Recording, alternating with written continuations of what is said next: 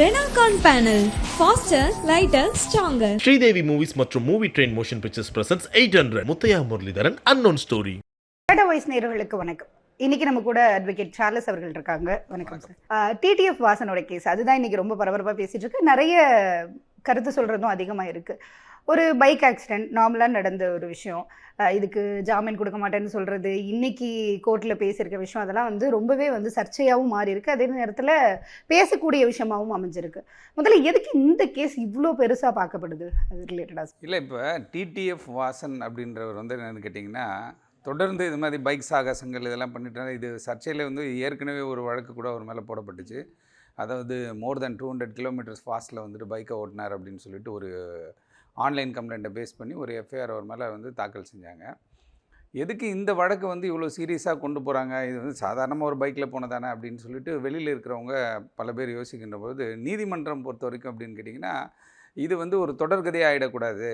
அதுவும் இல்லாமல் என்னென்னு கேட்டிங்கன்னா, அன்றைக்கி டிடிஎஃப் வாசன் செப்டம்பர் 17 மகாராஷ்டிராவை நோக்கி போகிறேன் அப்படின்னு சொல்லிட்டு நம்ம சென்னை வெள்ளூர் ஹைவேயில் காஞ்சிபுரத்துக்கு முன்னாடி தாமல்னு ஒரு வில்லேஜ், அந்த வில்லேஜில் என்ன பண்ணுறாரு கேட்டால், அந்த ஹைவேல கிராஸ் பண்ணி போகும்போது என்ன பண்ணுறாரு கேட்டிங்கன்னா, வீலிங் பண்ணுறாரு. வீலிங் பண்ணும்போது என்ன கேட்டால், நார்மலாக போகும்போது நம்ம அப்படி ஸ்கிட் ஆகி அவ்வளோ தூரம்லாம் நம்ம போக மாட்டோம். அவர் வீலிங் பண்ணியிருக்கும் பொழுது தான் அது என்ன ஆயிடுச்சுன்னு கேட்டால், தவறாகி அது வண்டி என்ன பண்ணியிருக்குன்னு கேட்டிங்கன்னா, டைவ் அடித்து வேறு மாதிரி காம்பவுண்டெல்லாம் தாண்டி போய் விழுந்துச்சு. அதுவும் இல்லாமல் என்ன கேட்டால், அதை அங்கே இருக்க ஒரு சிசிடிவி கேமராவில் அது பதிவாகி அது வைரலாக எல்லோரும் பார்க்கக்கூடிய ஒரு இதாக இருந்துச்சு. ஆனால் அது அப்படி ஒரு நார்மலாக அப்படி ஒரு விபத்து ஏற்பட்டிருந்ததுன்னா ஒருத்தர் இறந்து போயிருக்க வாய்ப்பு இருக்குது. அது ஆனால் டிடிஎஃப் வாசன் பயன்படுத்துகிற பைக்காக இருக்கட்டும், அவர் போட்டிருக்க ஹெல்மெட்டாக இருக்கட்டும், அவர் டிரைவ் பண்ணும்போது போட்டிருக்க சூட்டாக இருக்கட்டும், எல்லாமே காஸ்ட்லியான ஒரு விஷயம். அதுவும் இல்லாமல் இப்போ இந்த டிடிஎஃப் வாசனை ஃபாலோ பண்ணுறவங்கன்னு பார்த்தீங்கன்னா 45 லேக் பீப்புள் ஃபாலோ பண்ணுறாங்க. பீப்புள்னால் நான் சொல்கிறது பசங்க அவரை ஃபாலோ பண்ணுறாங்க. அவருடைய சேனல் 2020 ஆரம்பிக்கப்படுது. ட்வின் த்ராட்லெஸ் ஃபேமிலி அப்படின்னு ஒன்று ஆகஸ்ட் மாதம் 2020 ஸ்டார்ட் பண்ணுறாங்க. ஸ்டார்ட் பண்ணி என்ன பண்ணுறாரு கேட்டிங்கன்னா, அதுக்கு முன்னாடியே அவர் இந்த பைக்கில் சாகசம் பண்ணுறதெல்லாம் ரொம்ப சிறந்த ஒரு மனிதர் தான், அதில் மாற்றுக்கிறது கிடையாது. இருந்தாலும் என்ன கேட்டால், அவர் இப்போ வசதியாக ஒரு வண்டி, அதுக்கு முன்னாடி கவாசாக்கி நிஞ்சான்னு ஒரு வண்டி வாங்கியிருக்காரு. அந்த வண்டி 9 lakhs rupees. அதை காமன் மேன் வாங்க முடியாது. ஒன்று. ரெண்டாவது என்ன கேட்டிங்கன்னா, இவருடைய ஃபாலோவர்ஸ் நாளுக்கு நாள் இன்க்ரீஸ் ஆகிட்டே தான் போகிறாங்க.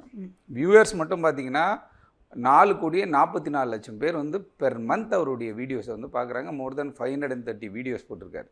ஆனால் இது ஏற்கனவே இது அதாவது இன்றைக்கி நீதிமன்றம் கூட பார்த்திங்கன்னா, இன்றைக்கி பெயில் அவங்க அப்ளை பண்ணுறாங்க. அது 13th ஐட்டமாக இன்றைக்கி 50வது கோர்ட்டில் சென்னை உயர்நீதிமன்றத்தில் வந்துச்சு. அந்த பெயில் அப்ளிகேஷனில் என்ன சொல்கிறாங்க அப்படின்னு கேட்டிங்கன்னா, அவருக்கு கை உடஞ்சிருக்கு, அதனால் நாங்கள் ப்ரைவேட் ஹாஸ்பிட்டலில் we need to give treatment அப்படின்ற மாதிரி சொல்லும் பொழுது தான் நீதிபதிக்கிட்ட கவர்மெண்ட் சைடில் சொல்லுவாங்க இல்லையா, அப்போ சொல்லும் பொழுது இவர் பலரை இன்ஃப்ளூயன்ஸ் பண்ணுறாரு, இவரை பார்த்துட்டு பசங்கள்லாம் கெட்டு போகிறாங்க, இவரால் நிறைய விபத்துகள் ஏற்படுது, நிறைய தவறான செயல்கள் நடக்குது அப்படின்ற மாதிரி அரசு தரப்புலேருந்து சொன்ன ஒரு இது. ஆமாம், அதுதான் அரசு தரப்பு. அரசு தரப்புலேருந்து சொல்கிறது தான் நீதிபதிகள் என்ன பண்ணாங்கன்னா, ரெக்கார்ட் பண்ணும்போது அவங்க எல்லா என்டையர் கேஸ் டீட்டெயில்ஸை படிக்கும்போது தான் தெரியுது, இவர் என்ன பண்ணார் கேட்டிங்கன்னா, இப்போ தேவையில்லாத விஷயங்களை இவர் பண்ணிகிட்ருக்காரு. ஏன்னா தனிப்பட்ட முறையில் போகும்போது வேறு. இப்போ 2020 இவர் ஸ்டார்ட் பண்ணி அந்த சேனல் இன்றைக்கி தமிழ்நாடுலேயே நம்பர் 1 சேனல் பார்த்திங்க அப்படின்னு கேட்டிங்கன்னா, அதாவது ஒரு தனிநபருடைய யூடியூப் சேனல்னு பார்க்கும்போது அது டிடிவி வாசன் தான். லாஸ்ட் இயர் 2021 22 நினைக்கிறேன், யூடியூப்லேயே அவருக்கு ஒரு அவார்டு மாதிரி ஒன்று கொடுக்குறாங்க. யூடியூப் மூலமாக ஒரு அவார்டு வாங்கியிருக்காரு, first person to get in Tamil Nadu. சப்சிக்வெண்ட்டாக பார்த்தீங்கன்னா சொல்லிட்டு ஒரு அவார்ட்லேயும் மோட்டோ விளாகர், பெஸ்ட் மோட்டோ விளாகர்னு சொல்லிட்டு அதுலேயும் ஒரு அவார்டு கொடுக்குறாங்க. அப்படி கொடுக்கின்ற பொழுது அவருக்கு வயது 23 வயசு தான், 2000 தான் பிறந்திருக்காரு. அந்த 23 வயசில் அவருக்கு கிடைச்ச திறமையை நான் காட்டணும், வெளியில் காட்டணும் அப்படின்னு சொல்லிட்டு என்ன பண்ணுறாரு கேட்டிங்கன்னா, இப்படி வண்டியை ஏடாவிடமாக ஓட்டி அது என்ன பண்ணுதுன்னா விபத்து ஏற்படுது. விபத்து ஏற்பட்டோன்னே கவர்மெண்ட் சைடில் என்ன சொல்கிறாங்கன்னு கேட்டிங்கன்னா, எப்பயுமே ரேஷ் டிரைவிங், அதாவது ஐபிசியில் 3 செக்ஷனும் மோட்டார் வெஹிக்கிள் ஆக்டில் 184 and 188 நினைக்கிறேன், இந்த 2 செக்ஷனும் போடுறாங்க. 279 போடுறாங்க, அதாவது ரேஷ் டிரைவிங் போடுறாங்க. இப்படி செக்ஷன்லாம் போட்டிருக்கிறதுக்கு காரணம் என்னன்னு கேட்டால், இதற்கு பிறகும் ஒருத்தவங்க உருவாகிடக்கூடாது. இதுக்கு பிறகும் ஏன்னு கேட்டால், பப்ளிக் ரோட்டில் நடந்து போயிட்டு இருப்பாங்க, இவங்க போகிற 150 இல்லை 100 அந்த 100க்கு மேலே போகிறதே நம்ம ஃபாஸ்ட் நினைப்போம். ஆனால் இவங்க போகிறதெல்லாம் வந்து அதிபயங்கரமான வேகத்தில் போகும்பொழுது சும்மா ஒரு இடி இடிச்சா கூட அந்த இடத்துலேயே வந்து உயிர் போயிடும். இப்போ நம்ம வந்து இப்போ இந்த விபத்தே வந்துட்டு ஒரு காமன் மேன், ஒரு சாதாரண பையன் இதை பார்த்து இன்ஃப்ளூயன்ஸ் ஆகி அவன் வண்டி எடுத்து ஓட்டினானா அவன் உயிர் போயிருக்கும். அடுத்த நாளே வந்து ரிமாண்டு கொண்டு போகும்போதே பார்த்தீங்கன்னா டிடிஎஃப் வாசன் வந்துட்டு தெளிவாக நடந்து போகிறார். எல்லாருமே ஆச்சரியப்பட்டாங்க. எப்படின்னு கேட்டிங்கன்னா அவர் போட்டிருந்த சூட்டுனால அதனால் வந்து தலையில் எந்த அடியும் படலை. அந்த ஹெல்மெட் வந்து அவர் ஒரு வீடியோலேயே சொல்கிறாரு, ஹெல்மெட்டில் வந்து என்னென்ன ஃபீச்சர்ஸ்லாம் இருக்குன்ற மாதிரி சொல்கிறாங்க. அப்படி இது எல்லாருக்குமா கிடைக்க மாட்டேன்னு தெரியாது. ஒருத்தவங்களுக்கு வந்து நல்வழி சொல்லணும் அப்படின்னும் போது நீதிமன்றம் தான் அதை சொல்ல முடியும். எவ்வளோ பேர் நேராக சொல்லிட்டாங்க. போலீஸும் வந்துட்டு இது பண்ணும்போது இவங்க என்ன 17th வந்துட்டு ரிமாண்ட் பண்ணுறாங்க. 26th பெயில் அப்ளிகேஷன் வந்து செஷன்ஸ் கோர்ட் காஞ்சிபுரத்தில் வருது.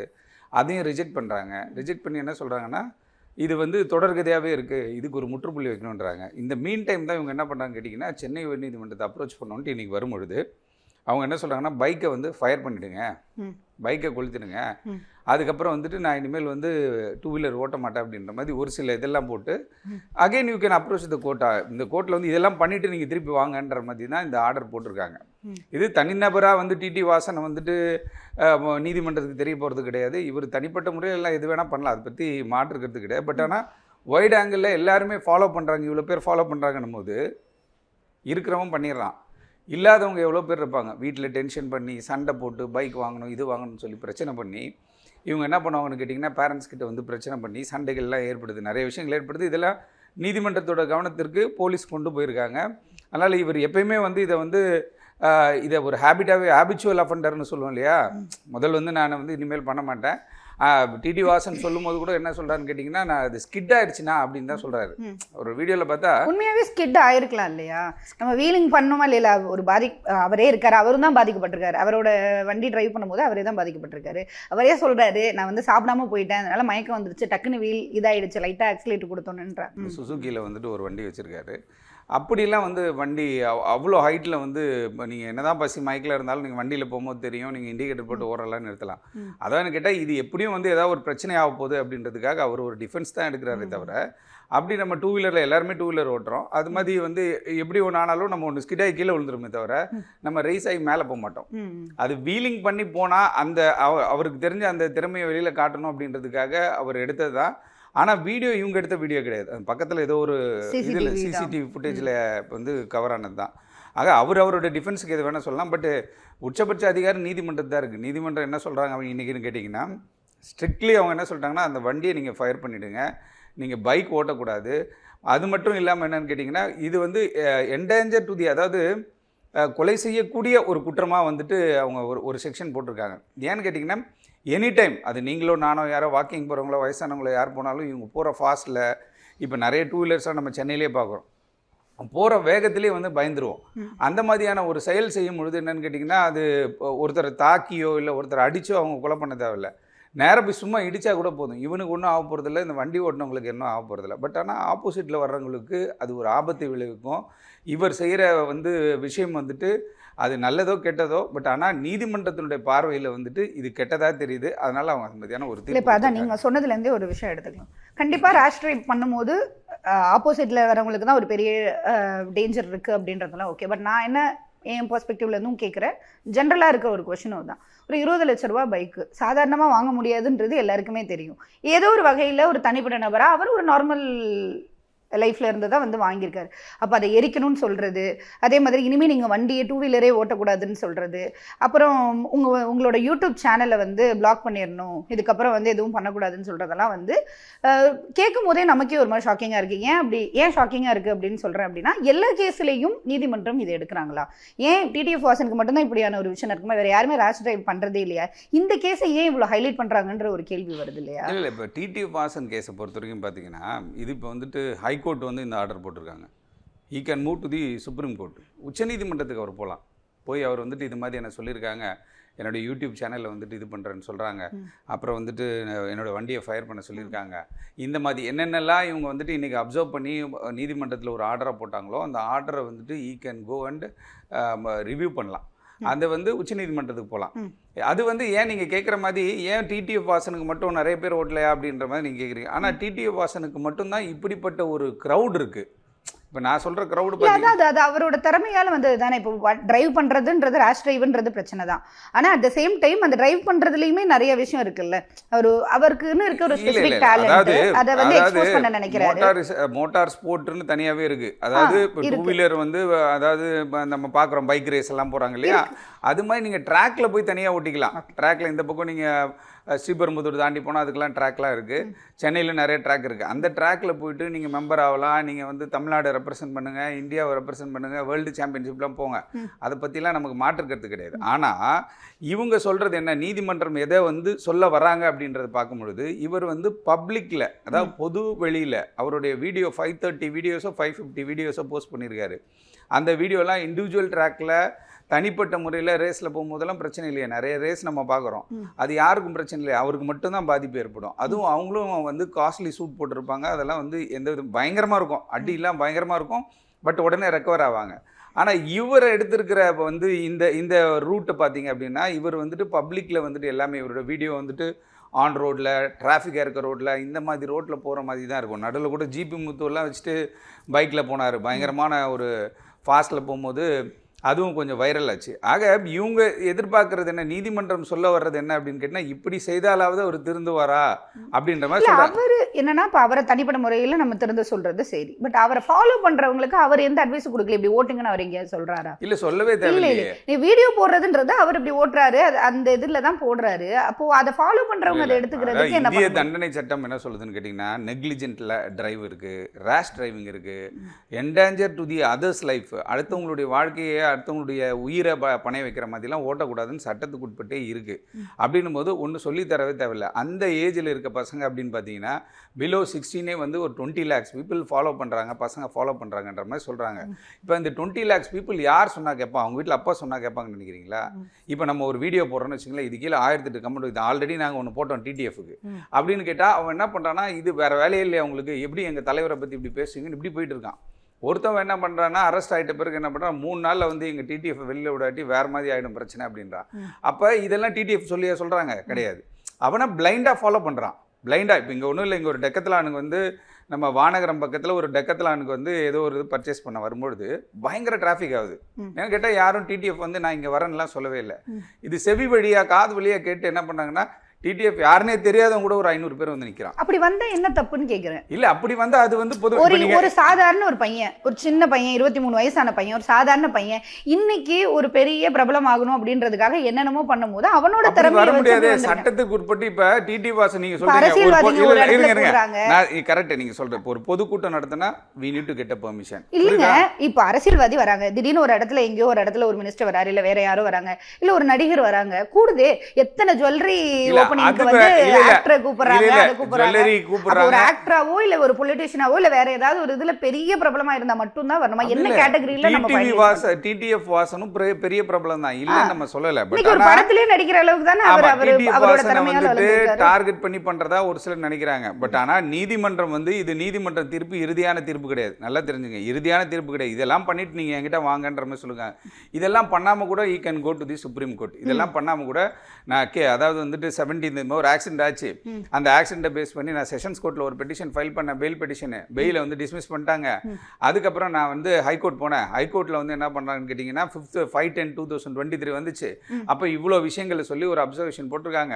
என்னோட பைக் இவ்வளோ காஸ்ட்லியான பைக்கு, அதுவும் இல்லாமல் என்னென்னு கேட்டிங்கன்னா என்னோட யூடியூப் சேனல் மூலிமா இப்போ அப்ராக்சிமேட்டாக 2 to 5 lakhs வந்து அவருக்கு பெர் மந்த் இன்கம் வருது அப்படின்ற மாதிரி ஒரு கணக்கு இருக்குது. அப்படி ஒரு வருமானம் வரக்கூடிய ஒரு விஷயம். அப்போ அதில் இன்கம் டேக்ஸ்லாம் கட்டியிருப்பாங்க. ஏன்னா 2 to 5 lakhs வரும்போது ஆப்வியஸா வண்டிக்கே கட்டியிருப்பாங்க. எல்லாமே 2 லட்சம் ரூபாய் வண்டியை வந்து நீங்க எரிக்கணும்ன்றனா வண்டிக்கு ஒரு டாக்ஸ் கட்டியிருப்பாங்க. ஆமா. அப்போ வந்துட்டு என்னன்னு கேட்டிங்கன்னா, அது ஒரு ஆதங்கத்திலேயோ ஒரு தவறான முடிவு எடுத்தோ இல்லை உணர்ச்சி வசப்பட்டோலாம் நம்ம ஒரு ஆர்டரோ ஒரு தீர்ப்போ வந்து யாரும் கொடுக்க போகிறதில்ல. இவங்களோட ட்ராக் ரெக்கார்டை பார்த்து காவல்துறை எடுத்துகிட்டு வந்து ஒரு ரிப்ளை கொடுப்பான். எப்பயுமே ஒரு கைதியோ இல்லை இது இல்லை, எல்லா கிரிமினல் அஃபென்ஸ்லையுமே ஒரு அக்யூஸ்ட் அரெஸ்ட் ஆகும்போது போலீஸ் தான் ரிப்ளை கொடுப்பாங்க. போலீஸ் ரிப்ளை கொடுக்கும்போது இவரை பற்றியான அலிகேஷன்ஸ் என்னென்ன, இவர் இது வரைக்கும் என்னென்ன பண்ணியிருக்காரு, இவரால் எவ்வளோ டிஸ்டர்ப் ஆகிருக்கும் அப்படின்ற எல்லாத்தையும் அவங்க சொல்லுவாங்க. இப்போ போலீஸ் தான் வந்து இவ்வளோ ரெக்கார்ட்ஸ் அங்கே கொடுக்குறாங்க. ஏன்னா நீதிபதிக்கு வந்து அது தெரிய போகிறது கிடையாது. அவங்க ரிப்ளை வாங்கி பார்க்கும்பொழுது தான் இவங்க என்ன பண்ணாங்கன்னா டிடிஎஃப் வாசன் மூலமாக அவர் மூலமாக வந்துட்டு இது மாதிரி ஒரு சட்டம் ஒழுங்கு பிரச்சனை ஏற்படுமா, இல்லை அடுத்தது வந்து இளைஞர்கள் இது மெயின் கான்செப்டே என்னென்னு கேட்டிங்கன்னா இவரை ஃபாலோ பண்ணுற இளைஞர்கள் இவரை போலவே ரிஸ்க் எடுத்து அவங்க லைஃப்பை விட்டுருவாங்களா, நிறைய ஆக்சிடென்ட் ஆகுது இப்படின்லாம் சொல்லி அவங்க வந்து சொல்லியிருக்காங்க. அப்போ நீங்கள் சினிமா நடிகர்களையும் அரசியல்வாதிகளையும் ஒப்பிட்டு பார்க்கின்ற பொழுது அரசியல்வாதின்றவங்க வந்து என்ன கேட்டிங்கன்னா ஒரு ஆட்சி அதிகாரத்தில் இருப்பாங்க, இல்லை ஒரு எதிர்க்கட்சியாக இருப்பாங்க, ஏதோ ஒன்று இருப்பாங்க. செலிபிரிட்டி சினிமா நடிகர்களை பார்க்கும்போது அவங்க என்ன பண்ணுவாங்க கேட்டிங்கன்னா ஏதோ ஒரு படம் மூலிமா ஒரு ஃபேம்லாம் கிடச்சிக்கும். பட் ஆனால் இவர் இந்த மோட்டார் ஃபீல்டு இதில் வந்து 45 வயசுக்கு மேலே இல்லை ஒரு 50 வயசுக்கு மேலே யாரும் போயெல்லாம் இவரை பார்க்கல. இவரை போய் பார்க்குறவங்க எல்லாம் மைனர் சில்ட்ரன்ஸ் தான் போய் இவரை வந்து பார்க்குறாங்க, மைனர்ஸ் தான் இவரை ஃபாலோ பண்ணுறாங்க. அப்படின்னும் போது இது அவங்களுடைய வாழ்க்கையை பாதிச்சிருமோன்றத நீதிமன்றம் தனிப்பட்ட முறையில் டிடி வாசனுக்கும் நீதிபதிக்கு இல்லை டிடி வாசனுக்கும் நீதிமன்றத்துக்கு ஏதாவது சண்டை இருக்கா? இல்லை, அதுதான் இப்போ கேள்வியாகவே இருக்குது. இப்போ என்ன அப்படின்னா ஒரு சாதாரண ஒரு ஆள் இந்த கேஸை இவ்வளோ பெருசாக பார்த்து இப்படி ஒரு கருத்தை வந்து ஏன் வந்து நீதிமன்றத்தில் சொல்லணும் அப்படின்றது ஒரு பெரிய விஷயம். அதுதான் சொன்னேன் இல்லையா, காவல்துறை கொடுக்குற ரிப்ளை வச்சு நீதிமன்றம் காவல்துறை முன்னாடியே அதை பண்ணியிருக்கலாம்ல. இன்னைக்கு ஒரு கேஸ் அவருக்கான ஆக்சிடென்ட் நடக்குது, அது ஒரு பெரிய விஷயமா சிசிடிவி ஸ்ப்ரெட் ஆகுது, அதுக்கப்புறமா இந்த கேஸ் கோர்ட்டுக்கு வருது, அதுக்கப்புறமா தான் பார்க்குறாங்க. போலீஸ் இதை முன்னாடியே ஏன் ஆக்ஷன் எடுக்கல? நீங்க இவ்வளோ தூரம் பண்ணிட்டு இருக்கீங்க, உங்களுக்கு இவ்வளோ சேனல் இருக்கு, ஆல்ரெடி ஒரு கேஸ் அவர் மேலேயே இருக்குன்னு சொல்றோம். அப்போ போலீஸ் அந்த ஆக்ஷன் எடுத்திருக்கலாம்ல. நீங்க பண்ணக்கூடாது, பண்ணா இது சிவியர் ஆகும்னு ஒரு வார்னிங் கொடுத்துருக்கலாம், இல்ல வேற ஏதாவது ஃபைல் பண்ணிக்கலாம். அதை பண்ணாம இன்னைக்கு ஆல்ரெடி 2-3 முறை வார்ன் பண்ணியாச்சு. அதாவது வந்து ஃபர்ஸ்ட் டைம் வந்து டிடிஎஃப் வாசன் வந்து இந்த சம்பவத்துக்குள்ள ஈடுபடல. ஆல்ரெடி அவருக்கு வந்து ஏற்கனவே 2-3 முறை வந்து காவல்துறை வார்னிங் கொடுத்துட்டாங்க. அவர் வந்து என்ன பண்ணாரு, கோயம்புத்தூர்ல வந்து ப்ரைவேட்டாக ஒரு இடத்துல வந்து அவருடைய ஃபாலோவர்ஸ் எல்லாம் வர வச்சு ஒரு ஃபங்க்ஷன்லாம் பண்ணார். அப்போயே ஒரு இஷ்யூ ஆச்சு, அப்போயே ஒரு தகராறு மாதிரி ஒன்று ஆச்சு. அப்போல்லாம் என்ன பண்ணுறாங்கன்னு கேட்டிங்கன்னா போலீஸ் என்ன பண்ணுறாங்கன்னா இவர் யாருன்றது, அதாவது இன்டெலிஜென்ஸ் செக்ஷன் ஒரு பிரிவு இருக்கும், காவல்துறை நுண்ணறிவு பிரிவு. இவங்க என்ன பண்ணுவாங்க, எல்லாரையுமே ஃபாலோ பண்ணுவாங்க. அப்படி இருக்கும் பொழுது இந்த குறிப்பிட்ட டிடிஎஃப் வாசன் இப்போ குறித்தான அந்த ரிப்ளையே, அவரை பற்றிய ஃபீட்பேக்கு, அவரை பற்றிய விஷயங்கள் எல்லாத்தையுமே இவங்க எடுக்கின்ற பொழுது பார்த்தீங்கன்னா அசுர வளர்ச்சி அடைஞ்சிட்டு போயிட்டே இருக்காரு. ஆனால் இது என்ன சப்ஜெக்ட்னே தெரியல. மோட்டார் ஃபீல்டு இப்போ நீங்கள் வந்து சாதாரண மனுஷனோட அசுர வளர்ச்சி தான் இப்போ பிரச்சனை.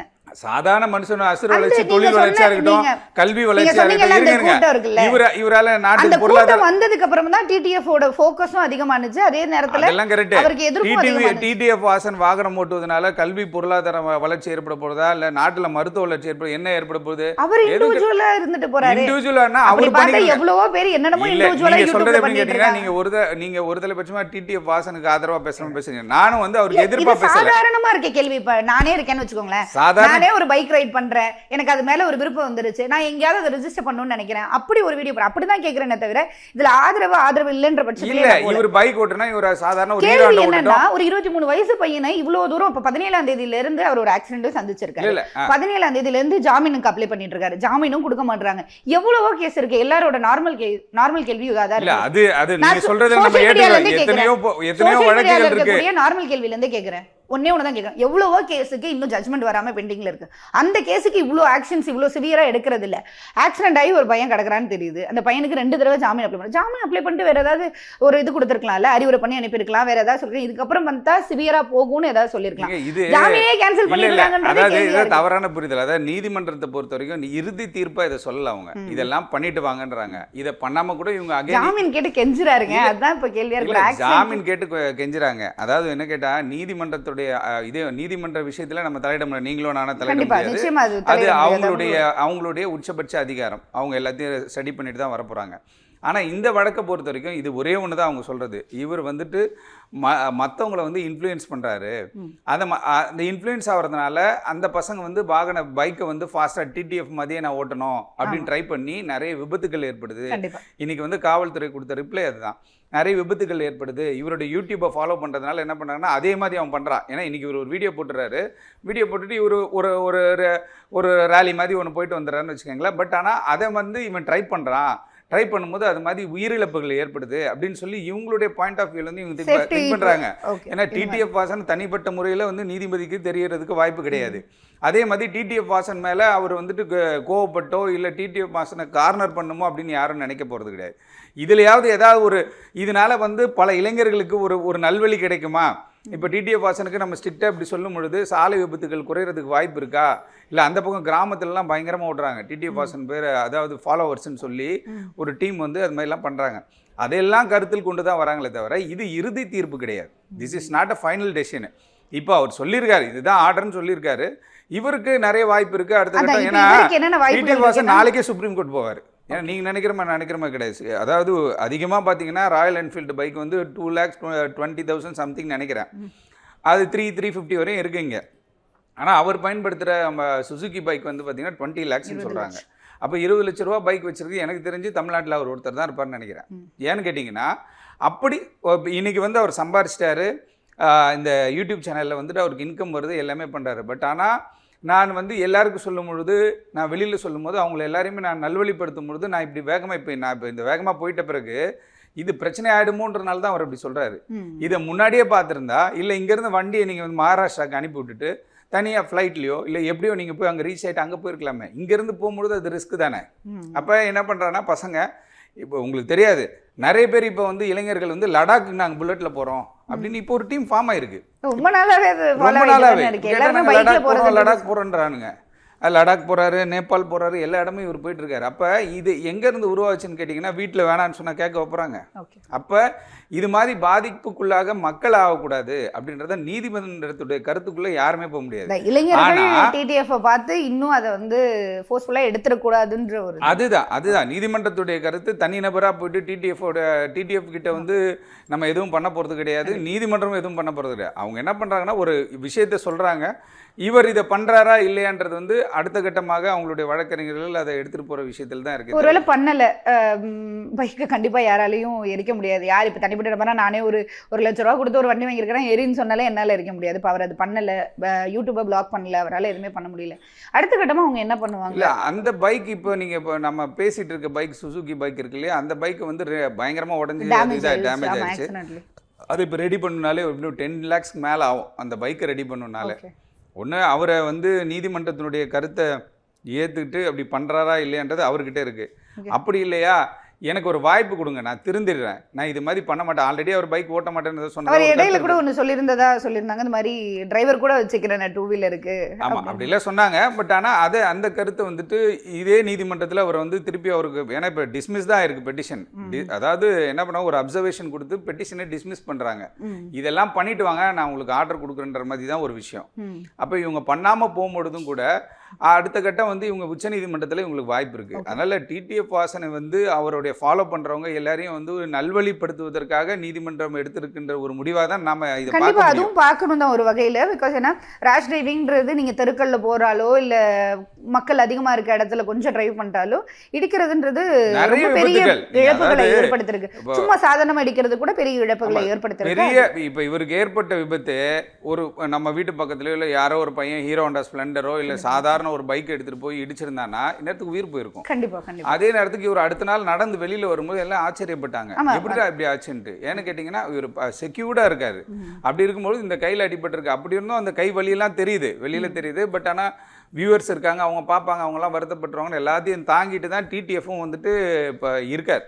அப்படி இருக்கும்பொழுது நீதிமன்றத்தினுடைய தலையீடு அப்படின்றது என்னன்னு கேட்டிங்கன்னா ஒரு மாற்றம், ஏதாவது ஒரு சேஞ்ச் ஆஃப் சர்க்கம்ஸ்டன்ஸ் ஏற்படும்.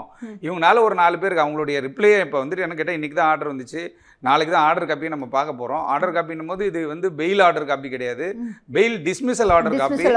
டிஸ்மிசல் ஆர்டர் காப்பியில் ஒரு அப்சர்வேஷன் போட்டிருக்காங்க. அப்போ அந்த அப்சர்வேஷன் என்னன்னு பார்த்துட்டு அதுக்கப்புறம் தான் அடுத்த கட்ட முடிவு அவங்களே எடுக்க முடியும். அவங்களுக்கே வந்திருக்காரு, இன்னை வரையும் ஆன்லைனில் வந்திருக்காரு, நாளைக்கு தான் வரும். அதுக்கப்புறம் தான் அவங்க அந்த முடிவு எடுக்க முடியும். ஓகே, இப்போ இவருக்கு வந்து இப்போ எத்தனை நாள் ரிமாண்ட் கொடுத்துருக்காங்க? இல்லை அகைன் வந்து 14 days ரிமாண்ட் அங்கே ரிஜெக்ட் பண்ணிவிட்டு என்ன பண்ணாங்க, திருப்பி இட் இஸ் எக்ஸ்டெண்ட் பண்ணியிருக்காங்க. எக்ஸ்டெண்ட் பண்ண பிறகு இவங்க வந்துட்டு என்ன பண்ணாங்க கேட்டீங்கன்னா இப்போ தேர்டில் இருந்து தான் வந்து போர்ட்ஃபோலியோ மாறிச்சு. நீதிபதிகள்லாம் இதுக்கு முன்னாடி இருந்த நீதிபதிகள் வேறு, பெயிலில் வந்து வேறு இருந்தாங்க. இப்போ தேர்ட்லேருந்து வேறு நீதிபதிகள் வந்து இருக்காங்க. அப்போ அவங்க நீதிபதிகள் வந்து எல்லா பெட்டிஷனையும், அதாவது நம்ம இன்றைக்கி ஒரு விஷயத்தை பேசிட்டு போயிடுறோம், அவங்க இது மாதிரி 100 வழக்கு 200 வழக்கு ஒரு நாளைக்கு பார்க்குறாங்க. எல்லாத்தையுமே அவங்களும் படிக்கணும், பிளைண்டாக கொடுக்க முடியாது. ஏன்னா அப்படி பிளைண்டாக ஒரு ஆர்டர் போட்டாங்கன்னா நம்ம இது ரிவ்யூக்கு போகிறோம் இல்லை ரிவிஷனுக்கு போகும்போது என்ன ஆகும்னு கேட்டிங்கன்னா இதில் வந்து லேச்சஸ் இருக்குது அப்படின்னு சொல்லிட்டு அவங்க கேள்வி கேட்க ஆரம்பிச்சிடுவாங்க. அப்போ என்டையராக ஸ்டடி பண்ணி அதுக்கப்புறம் தான் இதை பண்ண முடியும். அதுவும் இல்லாமல் எப்பயுமே வந்து ஒரு ஒரு ஒரு வழக்கில் இவர் உள்ளே இருக்கார் அப்படின்னா இவரை பற்றி எல்லா டீட்டெயில்ஸும் ட்ராக் ரெக்கார்டு எல்லாத்தையுமே எடுத்துருவாங்க. எங்கெங்கே போனாங்க வந்தாங்க, சிசிடிவி ஃபுட்டேஜ், வீடியோஸு, அப்புறம் என்னென்ன அப்லோட் பண்ணியிருக்காரு, என்னென்ன பண்ணார், ஏது பண்ணார், எல்லாத்தையும் ஸ்டடி பண்ணிட்டு தான் அவங்க இந்த முடிவுக்கு வராங்களே தவிர கண்மூடித்தனமாக டிடிஎஃப் யாருன்னே தெரியாமல் தனிநபராக டிடிஎஃப்பை வந்துட்டு டார்கெட் பண்ணணும் அவங்களுக்கு அவசியம் இல்லைல்ல. கண்டிப்பாக. ஏன்னா ஒருத்தர் எத்தனையோ பேர் யூடியூப்பில் வந்து இன்றைக்கி பெரிய ஆளாக இருக்காங்க. அப்படி இருக்கும்போது டிடிஎஃப் மட்டும் டார்கெட் பண்ணணும்னு யாருக்குமே அவசியம் இல்லைல்ல. எல்லாருமே நினைப்பாங்க நம்ம வீட்டு பிள்ளைக்கு அந்த மாதிரி ஆகிடக்கூடாது அப்படின்னு தானே யோசிப்பாங்க. அந்த மாதிரி ஒரு விஷயம் தானே தவிர நீதிமன்றத்தில் தனிப்பட்ட கருத்தாக இதை நம்ம பார்க்கவே முடியாது. கண்டிப்பா. இப்போ இதுல இன்னொரு விஷயமும் ஒன்று கேட்க வேண்டியது இருக்கு. என்னன்னா, நான் சாதாரணமாக நடக்கிற ஒரு ஆக்சிடென்ட் இருக்குல்ல, சாதாரணமான்றது டிடிஎஃப் மாதிரி ரொம்ப அதிகமான ரேஷ் டிரைவ் பண்ணவங்களும், அதே மாதிரி ஒரு ரேஷ் டிரைவ், மினிமலான ஒரு ரேஷ் டிரைவ்லேயே ஆக்சிடென்ட் ஆனவங்க 2 பேருக்கும் போட்டிருக்கக்கூடிய கேஸோட டிஃப்ரென்ஸ் என்ன? அவங்களுக்கு என்ன மாதிரியான கேஸ் போடுவாங்க, இவங்களுக்கு என்ன மாதிரியான கேஸ் போட்டிருக்காங்க? அவங்களும் இதே மாதிரியான ஜாமீனுக்கு அப்ளை பண்ணி டிஸ்மிஸல் ஆகுறது அதெல்லாம் வந்து நடக்குதா? இல்லை டிடிஎஃப் வந்து ரொம்ப எக்ஸ்போஸ் ஆகிருக்கிறதுனால அவரோடது மட்டும்தான் வெளியில தெரியுதா? இவர் ரொம்ப எக்ஸ்போஸ் ஆனதுனால இந்த கேஸ் வந்துட்டு ரொம்ப அதாவது இம்பார்ட்டன்ஸ் கொடுக்கப்படுது. நிறைய ஆக்சிடென்ட் பார்த்தீங்கன்னா ட்ரங்க் அண்ட் டிரைவில் தான் மேக்ஸிமம் ஆகுது. காராக இருக்கட்டும், பைக்காக இருக்கட்டும், பார்த்தீங்க அப்படின்னா ட்ரங்க் அண்ட் டிரைவில் தான் மேக்ஸிமம் ஆக்சிடென்ட்டே ஆகுது. இவர் அது மாதிரி வந்து ட்ரங்க் அண்ட் டிரைவ்லாம் பண்ணுறது கிடையாது. ஆனால் என்னென்னு கேட்டிங்கன்னா ட்ரங்க் அண்ட் டிரைவ் பண்ணாமலே இவங்க ஏகப்பட்ட, அதாவது நார்மலாக இருக்கணுக்கும் அப்நார்மலாக இருக்கணும் டிஃப்ரென்ஸ் இருக்குது. அப்நார்மலாக இருக்கும்பொழுது அந்த ஆக்சிடென்ட் ஆனவங்க என்ன பண்ணுறாங்க அப்படின்னு கேட்டிங்கன்னா நீதிமன்றத்தில் வழக்கு கொண்டு போகிறாங்க, எம்சிஓபி கேஸ் போடுறாங்க. அதாவது மோட்டார் கிளைம் ஒரிஜினல் பெட்டிஷன் ஒன்று வச்சுருக்காங்க. அந்த வெஹிக்கிள் நம்பர் எடுப்பாங்க. இவர் யாரையும் போய் இடிச்சு கொள்ளலாம் பண்ணலையே. அது இதே கேஸ் தான் வந்து நான் சாதாரணமாக வேற யாரும். ஆமாம், அதாவது 184 and 188 இவங்க சொல்கிறாங்க மோட்டார் வெஹிக்கிள் ஆக்டில். அது என்னன்னு கேட்டிங்கன்னா மிக வேகமாக அதிவேகமாக பொது வழியில் போகிறது வந்துட்டு குற்றம்ன்றாங்க. அதே மாதிரி வந்துட்டு இதுக்கு வந்து ஃபைன் போடலாம், சிறை தண்டனையும் கொடுக்கலாம். அதே மாதிரி 279, 304, 346 இதெல்லாம் என்ன கேட்டால் நெக்லிஜென்ட் டிரைவு, ஏடாகுடமாக வண்டி ஓட்டுறது, பப்ளிக்கை டிஸ்டர்ப் பண்ணுறது. ஏன்னா இப்போ ஒரு ஒன்றும் இல்லை, ஒரு 80 கிலோமீட்டர் ஃபாஸ்ட்டில் போனாலே வண்டி சத்தம் வேறு மாதிரி இருக்கும். இப்போ இந்த சுசுகி நிஞ்சா இந்த வண்டிலாம் பார்த்தீங்கன்னா இதனுடைய நாய்ஸே வேறு மாதிரி இருக்கும். நாய்ஸே வரக்கூடாது. நாய்ஸ்னால பக்கத்தில் போகிறவங்களுக்கும் ஒரு பதட்டம். ஆமாம், திடீர்னு சல்லுன்னு போவாங்க. நம்ம ஈஸியாரெல்லாம் போய் பார்த்தோம்னா அது மாதிரி வண்டி போயிட்டு வந்துட்டு இருக்கும். அப்போ பர்டிகுலர்லி வந்து இப்போ டிடிஎஃப் வாசனுடைய வாகனங்கள் வந்து காஸ்ட்லியாக இருக்குது. அதுவும் இல்லாமல் என்னென்னு கேட்டிங்கன்னா இதை ஃபாலோ பண்ணுறவங்களும் பசங்களும் சின்ன டெண்டர் ஏஜாக இருக்காங்க. இதனால் ஒரு பாதிப்பு ஏற்படுன்றது தான்.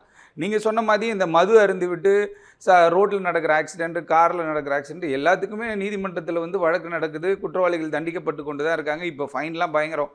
ட்ரங்க் அண்ட் டிரைவ் போனால் 10,000 rupees இமிடியேட்டா பில்ல போட்டு கையில கொடுத்து. இந்த மாதிரி ஜெயில்ல இருக்கிறது, ரிமாண்ட் பண்றது, அந்த மாதிரி அதெல்லாம் ஏகப்பட்ட பேர் இருக்காங்க. பட் ஆனா டிடிஎஃப் வாசன் வந்துட்டு எக்ஸ்போஸ் ஆயிருக்கிறது காரணம் கேட்டா ஈஸ் செலிபிரிட்டி, அந்த சோஷியல் மீடியா செலிபிரிட்டின்ற ஒரு விஷயத்துக்குள்ள இருக்கிறதுனால இது நமக்கு தெரியுது. இது மாதிரி ஏகப்பட்ட பேர் சிறையில் இருக்காங்க.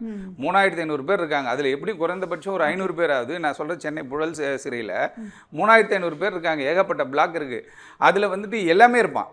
அப்படி இருக்கும்பொழுது இந்த வாகன விபத்து ஏற்படுத்தி உயிரை சேதப்படுத்தினவங்க, வாகன விபத்தை ஏற்படுத்தி கை காலை உடைச்சவங்க, இது மாதிரி கேரக்டரும் அது உள்ளதான் இருந்துட்டு இருக்கு. ஆனால் அவங்கள தெரியாத காரணம் கேட்டால் அவன் அன்றைக்கி வேலை முடிச்சுட்டு வரும்போது என்ன பண்ணியிருப்பான், எங்கேயாவது குடிச்சிட்டு எடுத்துகிட்டு போய் வண்டியை விட்டுருப்பான். ஆனால் டிடிஎஃப் வாசன் இதே ஒரு தொழிலாகவே இதே ஒரு வேலையாக பண்ணுறதுனால டிடிஎஃப்னா 3 வயசு குழந்தைக்கும் தெரியுது, 3 years சைல்டு, 3 வயசு குழந்தைக்கும் தெரியுது, 3rd standard படிக்கிற குழந்தைக்கும் தெரியுது.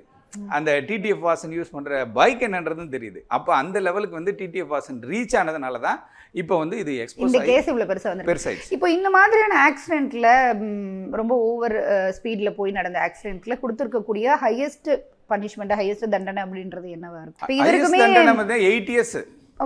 இவருக்குமே 30 நாள் ஆயிடுச்சு இல்ல? இப்ப அடுத்த ஒரு 15 days சேர்த்தா இது வந்து என்ன கேட்டீங்கன்னா இது வந்துட்டு ரிமாண்ட் ஜெயில தான் இவர் இருக்காரு. இவர் ரிமாண்ட் ஜெயில இருக்காரு. அது வந்து என்ன கேட்டீங்கன்னா அதை எக்ஸ்டெண்ட் பண்ணிட்டே இருப்பாங்க டைம் கேஸை பொறுத்து. அவர் வந்துட்டு மேண்டேட்டரி பீரியட்ன்றது 90 days இருக்கு. 90 daysக்கு மேல போயிடுச்சுன்னா அவர் வந்து மேண்டேட்டரி பெயிலுக்கே போகலாம். ஆனா இதுல உச்சபட்சமாக அதிகபட்சமாக பாத்தீங்கன்னா ரேஷ் டிரைவிங், நெக்லிஜென்ட் டிரைவிங், மரணம், அதாவது கல்பபிள் ஹோமிசைடு, மரணம் விளைவிக்கக்கூடிய ஒரு கொலை அப்படின்றாங்க. அந்த மாதிரி செக்ஷன் போட்டிருக்காங்க இவருக்கு. அப்படி போட்டிருக்கும் பொழுது அதுக்கான உச்சபட்ச தண்டனை பார்த்தீங்கன்னா 8 years. 8 ஆண்டுகள் இந்த வழக்கு ப்ரூவ் பண்ணப்பட்டா 8 ஆண்டுகள் வந்துட்டு நெக்லிஜென்ட் டிரைவு. டிடிஎஃப்க்கு 8 ஆண்டுகள் வரை தண்டனை கிடைக்க வாய்ப்பு இருக்கு. அந்த செக்ஷன்ஸ் போட்டிருக்காங்க, இவங்க செக்ஷன்ஸ் போட்டிருக்காங்க. பட் ஆனால் இதெல்லாம் அடுத்த கட்டம் ட்ரையலு அடுத்த ஸ்டேஜில் இருக்கக்கூடியது. இப்போ இருக்கதே வந்து ஃபர்ஸ்ட் இப்போ பெயில் இதில் தானே இருக்காரு. இப்போ இங்கே ஹைகோர்ட்ல இந்த மாதிரியான விஷயம் சொல்லியிருக்காங்க. இதுலேருந்து இப்போ அடுத்த கட்டமாக அவர் ஒரு அப்பீல் பண்ணுறாரு, இதெல்லாம் என்னால் பண்ண முடியாது அப்படின்னு சொல்லி போறாரு. அங்கே என்னவா தீர்ப்பு வர்றதுக்கான வாய்ப்பு இருக்கு? இல்லை, அங்கே வந்து இவருக்கு சாதகமாகவும் வரலாம். அதில் வந்து ஒரு சில அப்சர்வேஷனை எடுத்துட்டு எங்கள் பைக்கை இது பண்ண வேணாம், அப்புறம் வந்து யூடியூப் சேனல் இது பண்ண வேணாம், பட் ஒரு அஃபிடவிட்டை வாங்குவோம் அவர்கிட்ட. இதெல்லாம் இவர் மீறி போனார்னா at any point of time, ஏன்னா வந்து நீங்கள் வந்து நீதிமன்றம் நினைச்சா they can refer to YouTube itself. Block பண்ணாலும் நிறைய இடத்துல அந்த வீடியோஸ் இருக்கே, டவுன்லோட் பண்ணி சோஷியல் மீடியால ப்ரோமோட் பண்ணவங்க அதெல்லாம் வச்சிருக்காங்க. பட் இவர் அடுத்தது வீடியோ போட முடியாது. இவர் அப்படி ஒரு இவரோட அபிஷியல் அக்கவுண்ட்ல இருந்து அபிஷியல் அக்கவுண்ட் போட முடியாது, புதுசா ஒன்று ஆரம்பிக்க முடியாது. ஏன்னா அப்படிதான் அவங்க கொண்டு வருவாங்க. இப்போ நீங்க ஒரு சேனல் வச்சிருப்பீங்க, அதை பிளாக் பண்ணி, இப்போ நிறைய பார்க்குறோம் நம்ம யூடியூப் சேனல், அதை பிளாக் பண்ணோன்னா புது பேர்ல புது சேனல் வரும். ஆனா இவருடைய கேஸ்ல அப்படி பண்ண முடியாது. ஏன்னா இது வந்து கோர்ட்டுடைய ஆர்டர். அது யூடியூப் பிளாக் பண்ணுவோம். அதாவது இல்லீகலாக ஏதாவது ஒன்று பண்ணுறாங்க, அதாவது வந்து அஃபென்சிவாக இருக்குது அப்படின்னும் போது அவங்க என்ன பண்ணுறாங்கன்னு கேட்டால் ஒரு சில சேனல்ஸை பிளாக் பண்ணோன்னே அவங்க அதுக்கு வேற ஒரு பேர் வச்சு சேம் கேரக்டர் அதில் பேசிகிட்டு இருப்பார். ஆனால் அந்த விஷயம் இதில் இல்லாமல், ஏன்னா இது நீதிமன்றம் தலையிட்ட பிறகு directly they can approach YouTube, directly they can give order to any officer authority. இல்லை, நீதிமன்றம் தானே உச்சபட்ச அதிகாரம். இப்போ எப்படியும் இதை வந்து டிடிஎஃபோட ஆதரவாளர்கள் வந்து எதிர்க்க தான் போகிறாங்க. இப்போ வரைக்கும் அப்படி தான் சோஷியல் மீடியாவில் பேசிகிட்டு இருக்காங்க. இப்போ டிடிஎஃப் பிளாக் பண்ணதுனால மட்டும் இது வந்து ஸ்டாப் பண்ண முடியுமான்னு கேட்டால் கிடையாது. நிறைய இடத்துல அதை ஃபாலோ பண்ணுறவங்க இருக்காங்க. மேபி அவரை ஃபாலோ பண்ணி இன்னொரு 2-3 இயர்ஸாக ஃபாலோ பண்ணிட்டு இருக்கவங்க போட போகிறாங்க. இப்போ அதெல்லாம் எப்படி ஸ்டாப் பண்ணுவாங்க கவர்மெண்ட் சைடு? அதாவது ஒரு இனிஷியேஷன் தான். நீதிமன்றம் என்ன பண்ணணும்னு கேட்குறேன். இனிஷியேஷன் கோர்ட் தரப்புலேருந்து எடுத்துட்டாங்க. காவல்துறை அடுத்த கட்டமாக இந்த மாதிரியான டிரைவிங் பண்ணுறவங்களுக்கு என்ன பண்ணணும்? காவல்துறை இந்த மாதிரியான டிரைவிங் நிறைய மேக்ஸிமம் பார்த்தீங்கன்னா காவல்துறை அதிகாரிகள்னால இவங்களை பிடிக்க முடியறது கிடையாது. ஏன்னா பைக்கில் இவங்க இங்கே எடுத்தாங்கன்னா அடுத்து வந்து ஒரு 500 மீட்டர்ஸ் தாண்டி தான் இவங்க நிறுத்துறாங்க. நம்ம காவல்துறை அவங்கள சேஸ் பண்ணி பிடிக்க முடியல.